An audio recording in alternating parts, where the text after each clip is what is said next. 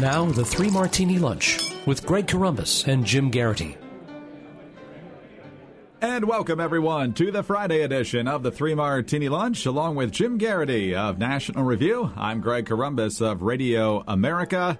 We have good, bad, and crazy martinis for conservatives today. And if you don't read the Morning Jolt, you should know that you need to read Between Two Scorpions, because Jim is already working on the follow-up novel.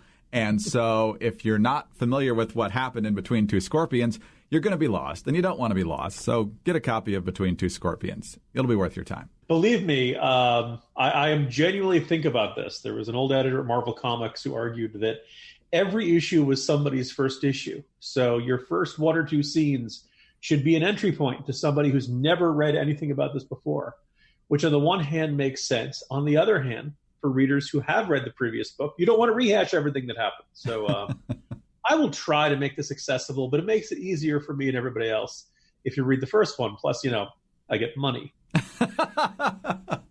There's always that. So congratulations on the fact that there's a follow-up book and hopefully many more to come.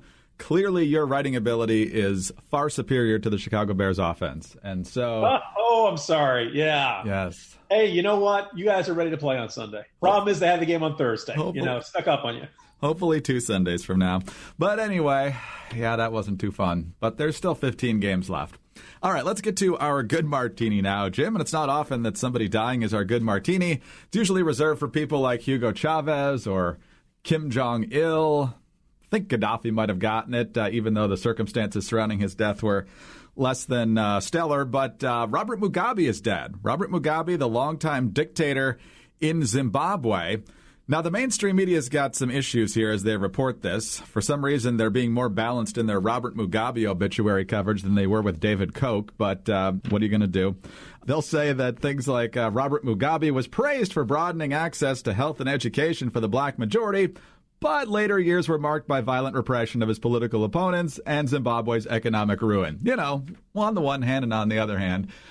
John Fund, as you point out in the Morning Jolt today, has a much better explanation of the hideous reign of Robert Mugabe, turning against other tribes in Zimbabwe just a couple years after taking control in 1980, resulting in the deaths of 20,000 people, then the ripping away of the farms from the white folks around 2000.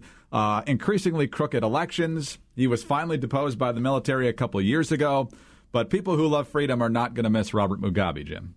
No, and I think probably that's what's most interesting. Interesting because I'm also writing about something else with the banality of evil and how there's not a fascinating figure to study here. Very familiar story of a guy who promised to be a revolutionary, promised to make things fair, got the power, and then became exactly the kind of monster he once claimed to stand against. I think what's interesting is you ask people to list, brutal, cruel dictators. They might go historical and think of Hitler as Stalin or Pol Pot. If you ask for more modern examples, they probably think of, Saddam Hussein, maybe the Ayatollah Khomeini. Last couple of years, I think you can say the Kim Jong-un and all the other dictators in North Korea have gotten a much higher profile. Robert Mugabe never got that much attention in the Western press. Certainly not that his name became a well-known or the average person that walking down the street would recognize it. And I think that's interesting and revealing. Now, some might say, look, he said he was an anti-colonialist, effectively leftist leader. That's why the American mainstream media is afraid to talk about this. They don't like pointing out that the people who they once saw as the good guys can turn into the worst of bad guys. And there probably is some of that. I think you can also safely argue that the American media does not pay a lot of attention to Africa in general. And so as a result of that, I remember making a reference to Idi Amin amongst friends before the Forrest Whitaker movie came out. These were smart, well-educated people. None of them had heard of Idi Amin. Wow. I'm sitting there thinking, he ate people.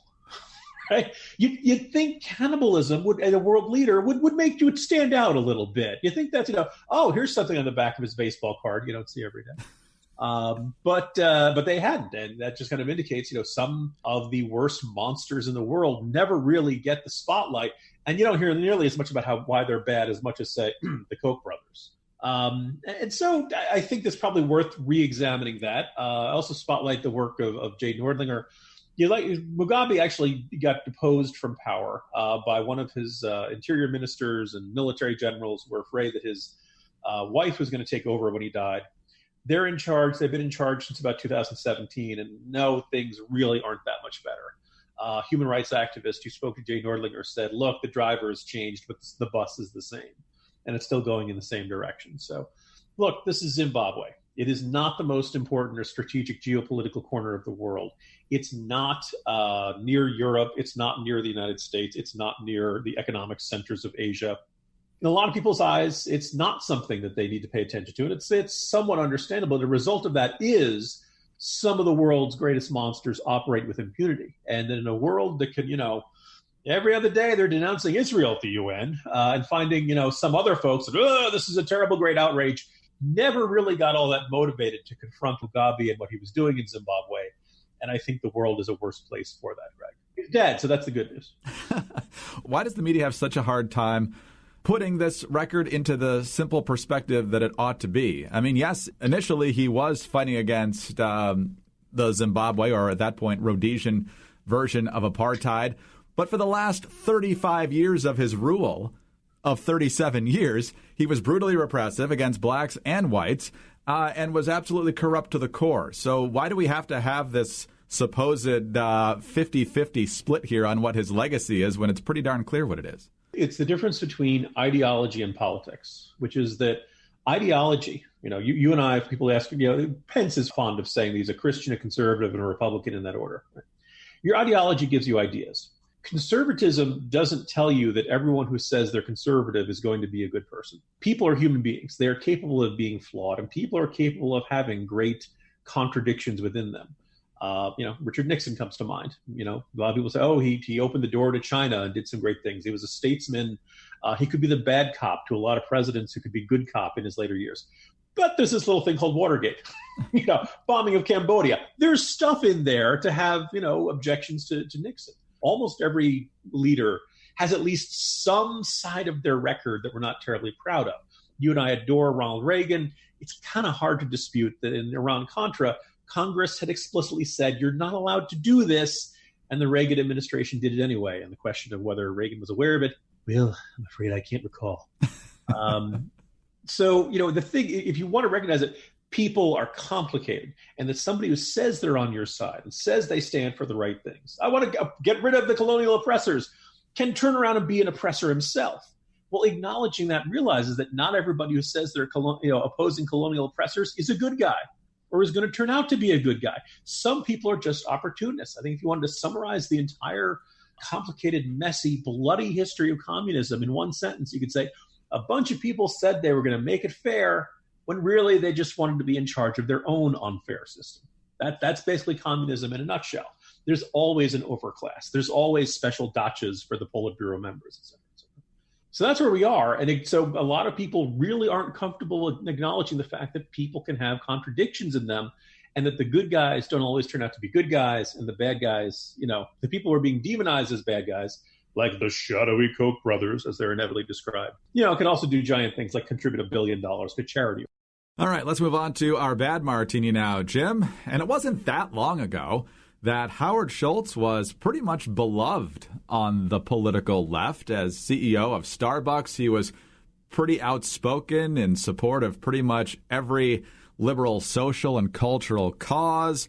And then, earlier this year, he was exploring an independent bid for President of the United States, and every reaction from the liberal media and the Democratic Party was, he could take votes away from a Democrat. He's officially evil. But now they don't have to worry, because Howard Schultz, according to NBC News, and Schultz himself, the former Starbucks CEO who had been weighing an independent presidential bid, announced Friday that he will not run for president. Quote, my belief in the need to reform our two-party system has not wavered, but I have concluded that an independent campaign for the White House is not how I can best serve our country at this time, Schultz said in a statement.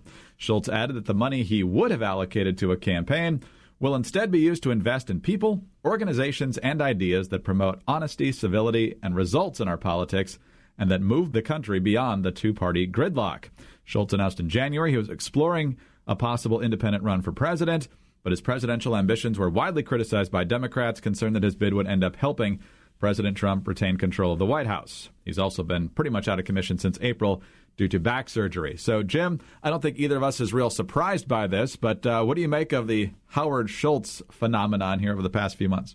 Yeah, I actually think it's one of the more frustrating developments of the 2020 cycle. I was never particularly likely to vote for the guy, but I thought it was interesting, in part because here you had a guy who up until very recently had been a Democrat in good standing, who was, by most, he certainly had no love for the Republican Party and who vehemently opposed Donald Trump, but looked at what the Democratic Party was becoming. And I think you can say Bernie Sanders was the epitome of everything he did not like, and recoiled. He said, wait a minute, no, that's not what I stand for. That's not what I want. This was a guy who had spent his life in business and philanthropy. And you read his book, you read about the sort of things he was saying. He still had a great deal of faith in the ability of business and philanthropy to help build a better society and a better world.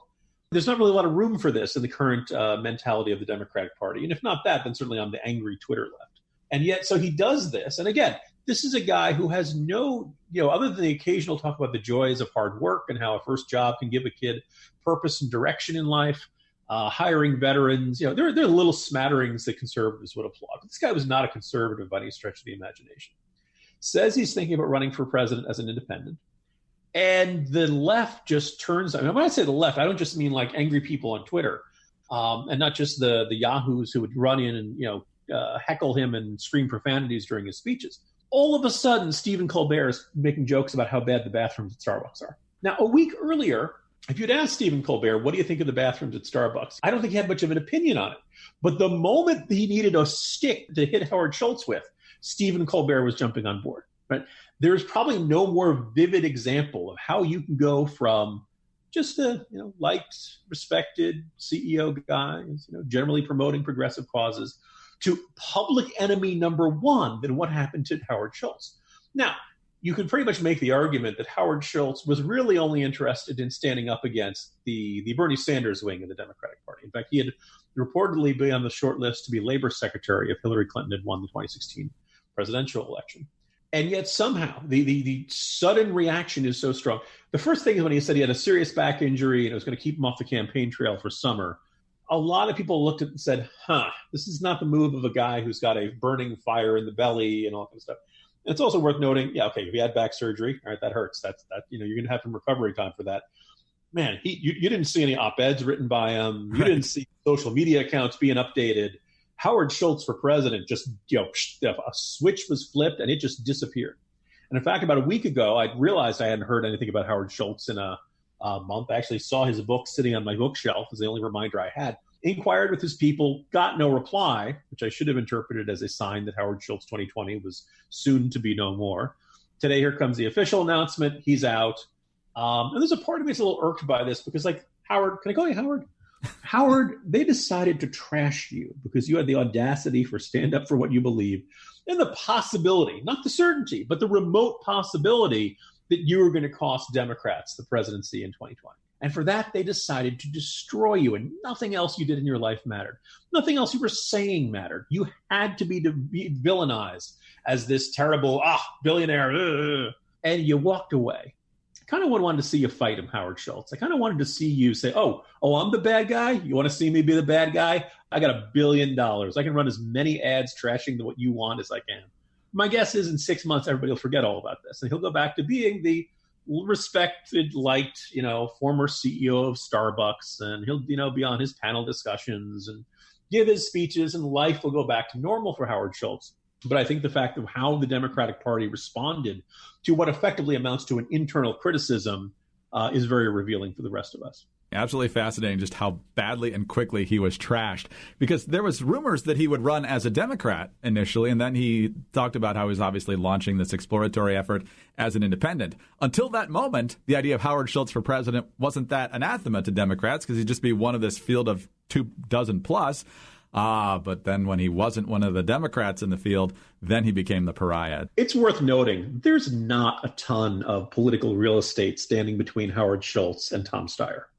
Tom Steyer is the left-wing billionaire who roughly once a year finds some new hobby he wants to, dump his fortune into. First, it was global warming and climate change, and then it was, we got to impeach the president. And now Tom Steyer is running for president. By the way, I don't know Tom Steyer is one of the 24. He's not on the debate stage. He's not going anywhere. But the interesting, Steyer doesn't. I don't see anybody, denouncing Tom Steyer on the Democratic side. He's just mostly being ignored. So it's very revealing. Similar guys, similar attitudes, but one guy turned into the national laughingstock, and all because the remote possibility he could have cost Democrats the presidency. Yeah. Look, if you guys want to vent, go to Ralph Nader's yard or Jill Stein or something. But Jill Stein, what's she doing? Where'd she go? Well, her flimsy recount lawsuit, I guess, fizzled out there a while back. In the Bahamas. That's where she. Yes. Well, hopefully not last week. Let's talk about our crazy martini. Hurricane Dorian's been around a long time. It did officially make landfall way out there by the Outer Banks, but I'm guessing it was relatively unpopulated. At least I hope it was at that point. President Trump, as I believe, mentioned on this podcast, decided not to go to Poland for the commemoration of the 80 years since the Nazis invaded Poland because he was going to stay home and he was going to monitor Hurricane Dorian because it was expected to slam right across Florida. That was the original projection as of last week. In fact, here's CNN from August 28th. This is Don Lemon and their weather guy. But there are many states that are under threat right now, Derek. At least 6, from the Carolinas right through Georgia coastline into Florida, certainly, and then also even into the Gulf of Mexico, Louisiana, Alabama, Mississippi. You need to be on the lookout. So that was August 28th. And so then the course changed. It took a hard right turn, so there was no direct landfall in Florida and ended up crawling up the East Coast. When President Trump was talking at FEMA on Sunday, he still talked about how Alabama was in the path of the storm. And by then, it no longer was. So then everybody's laughing at Trump, saying he doesn't know what's going on. He doesn't know where the storm's going.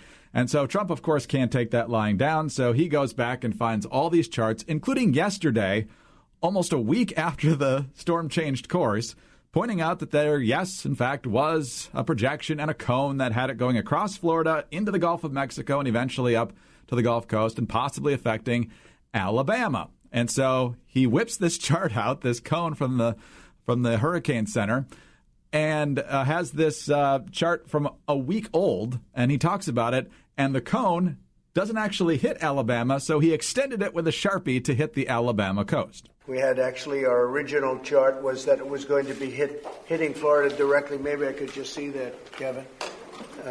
It was going to be hitting directly, and that would have affected a lot of other states. But that was the original chart. So, Jim, the kindergarten-style pettiness on all sides of this stupid controversy is just maddening, because by the time Sunday rolled around, the projected course had changed, and Trump got it wrong. He would have been right a couple days earlier, but he wasn't right anymore on Sunday, and he can't admit that. Meanwhile, the media is pretending the path of the storm was never headed across Florida and into the Gulf, and because everybody's interested in scoring points, nobody can admit the real facts here. The hurricane's still hitting people, right? Yeah. Mm-hmm. Right? I mean, it's not like we don't have other things to worry about. Apparently, President Trump called a Fox News correspondent into the Oval Office after watching a 3 p.m. hit yesterday and said to him, I was not wrong about Alabama and blah, blah, blah, blah, blah. I see that, Greg, and I think the president seems to have a little too much time on his hands. I'd like to think Commander-in-Chief would have other bigger things to worry about than this. And, Trump has this attitude of, I'm never going to admit a mistake. I'm never wrong. It's stupid. It's petty. It's bad leadership. You get sucked into these little side issues instead of focusing on what the actual problems are. But the media doesn't, make itself look particularly good either, because look, yeah, he put in a state in there that, was an outdated projection. National Weather Service put out the correct information pretty quickly. People in Alabama can look at a map. People in Alabama were paying attention to the weather. There's no evidence that the Trump tweet or the Trump comment set off a panic or anything like that. Would you prefer the president of the United States gets his information up to date and accurate? Sure. But, really in the end of it, better these listing too many states than too few states. They say, North Carolina and Georgia are really in trouble, but South Carolina is going to be fine. And this has just turned into this week-long issue. And Trump won't let it go, and the media loves to get into this, and it's turning into this feedback loop where it just, the issue just goes bigger and bigger and bigger because Trump won't let it go and the media won't let it go. And in the end, I don't know how much anybody cares about, whether Trump's initial list of states that could be affected had one too many. Guys, there are still people getting hit by the hurricane right now. Let's focus on that. But apparently I asked too much, Greg. Apparently you do. Although, who's really happy about all this? Sharpie, because apparently Sharpie sales have soared since this ridiculous controversy erupted the other day. Okay, wait a second, Greg. So you're telling me there are consumers out there who didn't feel a need for a Sharpie. They had, pens, pencils, crayons, others to Crayola. They're set. But all of a sudden there's a Sharpie controversy and people are watching the news and say, hey, you know what? I need a Sharpie. Is that really how people make these kind of consumer decisions? Really? Is that all it does? I heard there's a reference in the new Avengers movie where Tony Stark calls Rocket Raccoon, I thought you were a Build-A-Bear. Reference to those little, make your own teddy bear stores you often see at Chewy. Right. Apparently there was a boom at Build-A-Bear in like the couple of months after the movie came out. Consumer behavior is fascinating, Greg, because people are like, oh, that's a funny line. The raccoon does it. Hey, you know what? I'm going to take my kid to Build-A-Bear. There's no marketing tie-in. Build-A-Bear wasn't an official sponsor, the official teddy bear maker of the, they weren't making little rocket raccoon dolls, as far as I know. But people are like, oh, yeah, I remember that. Yeah, let's go do it. Maybe Sharpies will be the writing implement comparable to Chick-fil-A. So now that Trump is very much associated with the Sharpie, people who love Trump will have just a drawer full of Sharpies to be more like Trump. And then the people who hate Trump will throw away all their Sharpies. And anyone who has a Sharpie will officially be part of the problem. The other leading brand marker company is looking at this and saying, ooh, there's potential here. Don't buy those Trump-affiliated Sharpie markers. Buy your new climate change-friendly markers. Oh, this is why we can't have nice things. But, Jim, we do still have the weekend, so enjoy yours, and we'll talk again on Monday. The Jets win. I'm gloating all day, Greg. Jim Geraghty of National Review. I'm Greg Corombos of Radio America. Thanks for being with us today, and be sure to tune in again on Monday for the next 3 Martini Lunch. Have a good weekend, everyone.